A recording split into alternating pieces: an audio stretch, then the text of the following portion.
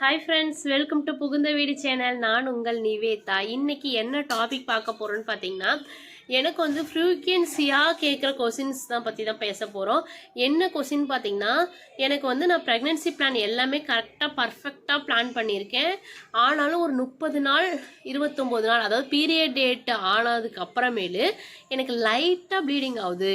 நல்லா எனக்கு வந்து ஒன்று பீரியட் ப்ளீடிங் மாதிரி ஆயிடணும். எனக்கு டேட் மிஸ் ஆகலை நான் கணக்கு வச்சுப்பேன். இல்லைனா டேட் மிஸ் ஆகி 1-2 நாள் டேட் மிஸ் ஆகி லைட் ப்ளீடிங் ஆகுது, லைட்டாக ப்ரௌன் டிஸ்சார்ஜ் மாதிரி வருது. நான் அது ப்ரெக்னென்சியில் கணக்கு வைக்கவா, இல்லை நான் பீரியட்ஸில் கணக்கு வைக்கவா, இல்லை மிஸ்கரேஜில் வைக்கவா எனக்கு தெரியல அப்படின்னு எல்லாருமே எப்படி சொல்கிறது ஆல்மோஸ்ட் கேட்குற கொஸ்டின் இதுதான். ஸோ அதை பற்றி தான் இந்த வீடியோவில் டீட்டெயிலாக பார்க்க போகிறோம். அதுக்கு முன்னாடி நம்ம சேனலை சப்ஸ்கிரைப் பண்ணாங்க சப்ஸ்கிரைப் பண்ணிக்கோங்க.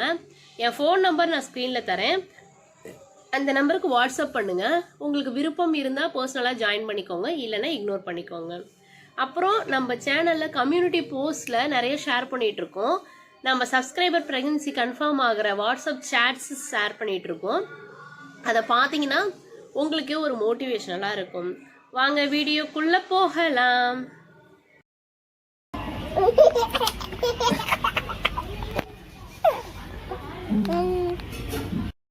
ஓகே, அதாவது லைட் ப்ரௌன் டிஸ்சார்ஜ் ஆகுது, அது என்ன கலரில் இருக்குது அப்படின்றத ஃபஸ்ட்டு பாருங்கள். சாணி தண்ணி கலர்னு சொல்லுவாங்க. ஸோ அதாவது ப்ரௌன் கலரும் இல்லாமல் ரெட் கலரும் இல்லாமல் ஒரு மாதிரி டார்க் ப்ரௌன் கலரில் இருக்கும். அதான் அது சாணி தண்ணி அப்படின்னு ஒரு எக்ஸாம்பிளுக்கு நான் சொல்கிறேன். எப்படின்னா, லைட்டாக சாணியை வந்து நம்ம தண்ணியில் கலக்கி அந்த தண்ணியை விடுறோம்ல, சும்மா சொட்டு சொட்டாக விட்டால் அதில் எப்படி இருக்கும் அந்த கலரில் வந்து ப்ளீடிங் ஆகும். ஸோ இந்த மாதிரி இருந்தால் உங்களுக்கு வந்து ரொம்ப டார்க்காகவும் இருக்காது, ரொம்ப கெட்டியாகவும் இருக்காது, மெலிசாக தான் இருக்கும். அதே போல் அது மாதிரி இருந்தால் உங்களுக்கு அது இம்ப்ளான்டேஷன் ப்ளீடிங் தான். எப்படி சிஸ்டர் இவ்வளோ அக்யூரேட்டாக சொல்கிறீங்க, எல்லாருக்கும் அது இம்ப்ளான்டேஷன் ப்ளீடிங்கா? என்னால் அப்படி சொல்ல முடியாது, சாரி. உங்களுக்கு இம்ப்ளான்டேஷன் ப்ளீடிங்கா இல்லையான்றதை கன்ஃபார்ம் பண்ணுறது அது உங்களோட பொறுப்பு. ஸோ நீங்கள் ஹாஸ்பிட்டல் போயிட்டு கன்ஃபார்ம் பண்ணிக்கலாம் அது இம்ப்ளான்டேஷன் ப்ளீடிங்னு. சரி, எதுக்காக அப்படின்னு பார்த்தீங்கன்னா, நீங்கள் பயப்பட தேவையில்லைன்றதுக்காக தான் இந்த பதிவே. ஸோ எனக்கும் அப்படி தான் இருந்துச்சு. நான் எல்லா வீடியோலையும் மென்ஷன் பண்ணியிருக்கேன். என்னோட ப்ரெக்னன்சி ஸ்டோரி நீங்கள் போய் பாருங்கள், உங்களுக்கு நல்ல ஒரு மோட்டிவேஷனலாக இருக்கும். உங்களுக்கே ஒரு நம்பிக்கை பிறக்கும். இவ்வளோ நாளாக ரொம்ப நீங்கள் டவுனாக இருந்திருப்பீங்க. ஸோ நீங்கள் அந்த வீடியோ மட்டும் பாருங்கள். ப்ரெக்னன்சி ஸ்டோரி புகுந்த வீடு. உங்களுக்கு என்ன டாப்பிக்கில் வீடியோ வேணும்னாலும் அந்த ஹெட்டிங்கை போட்டு பக்கத்தில் புகுந்த வீடுன்னு போடுங்க. உங்களுக்கு என்னோட வீடியோ வந்து டிஸ்பிளே ஆகிடும். பாருங்கள், உங்களுக்கு ரொம்ப மோட்டிவேஷனலாக இருக்கும். என்னோடது ரொம்ப டிஃப்ரெண்ட்டான ப்ரெக்னென்சி ஸ்டோரி. இந்த மாதிரி ப்ளீடிங் ஆகி நான் 3 பேடு சேஞ்ச் பண்ணேன். 3 பேடு சேஞ்ச் பண்ணி எனக்கு ப்ரெக்னென்சி கன்ஃபார்ம் ஆகிடுச்சு. அதனால தான் உங்களுக்கு மோட்டிவேஷனலாக இருக்கும்னு நான் ஒவ்வொரு டைமும் மென்ஷன் பண்ணுறேன். ஓகே, எனக்கு இது மாதிரி இருக்குது. நான் என்ன பண்ணுறதுன்னா, ஃபஸ்ட்டு வந்து பீரியட்ஸ்க்கான சிம்டம்ஸும் உங்களுக்கு தெரியும். அடிவயிறு வலிக்கும். ஸோ அடிவயிறு வலிக்கும், பேக் பெயினும் இருக்கும். ஸோ பேக் பெயின் ப்ரெக்னன்சிக்கான சிம்டம்ஸ் தான், ஆனால் அடிவயிறு ப்ரெக்னன்சிக்கான சிம்டம்ஸ் இல்லை. பேக் பெயின் பீரியட்ஸ்க்கான சிம்டம்ஸ் தான், ஆனால் அடிவயிறு வலி பீரியட்ஸ்க்கான சிம்டம்ஸ் தான். உங்களுக்கு புரியுதா நான் சொல்கிறது? அதாவது பேக் பெயின்ன்றது காமன் சிம்டம்ஸ், ப்ரெக்னன்சிக்கும் பீரியடுக்கும் உள்ள common symptoms back pain. So நம்ம அதை வச்சு அது பேக் பெயினா, அதாவது ப்ரெக்னன்சி பெயினா இல்லை ப்ளீடிங்கான பெயினான்னு நம்மளால ஐடென்டிஃபை பண்ண முடியாது.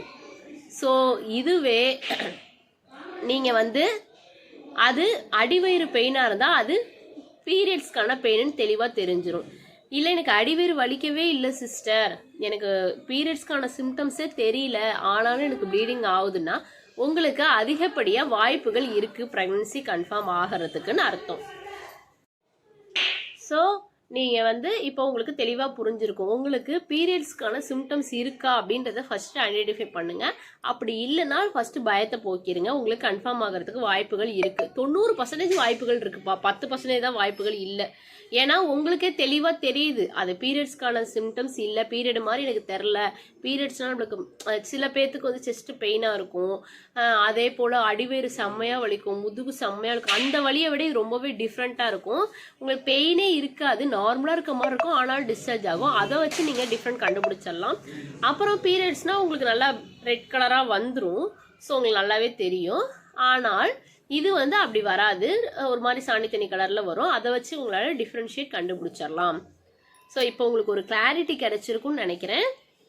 ஓகே, நான் அப்படி பண்ணுறப்ப அடுத்த ரெமிடிஸ் என்ன பண்ணுறது அப்படின்னு பார்த்தீங்கன்னா, ஃபஸ்ட்டு ஹாஸ்பிட்டல் போங்க. ஹாஸ்பிட்டல் போக முடியாத சூழ்நிலை, நைட்டு ஈவினிங்கு அந்த மாதிரி டைமில் பெட் ரெஸ்ட்டு நல்லா எடுங்க.